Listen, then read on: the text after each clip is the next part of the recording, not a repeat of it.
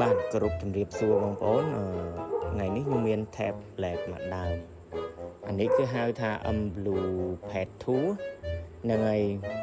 និយាយទៅ screen វាដល់10 inch ហើយការប៉ះបជាគឺរលូនហ្មង RAM វាគឺ 4G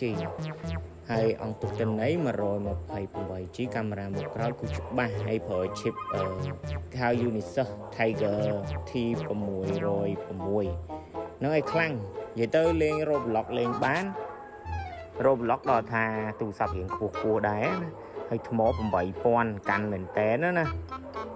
ជំមិនថាអូ tablet នេះបើយកទៅឲ្យកូនរៀនឬក៏លេងមើលវីដេអូអីគឺអែមមែនតើត្រូវការអាចតតមកបានតម្លៃធូរមែនតើហើយរូបរាងគឺស្អាតហ្នឹងហើយរូបរាងវាគឺស្អាតមែនតើហើយតម្លៃមិនគួរឲ្យជឿទេតម្លៃត្រឹម70ទេត្រូវការអាចតតបាន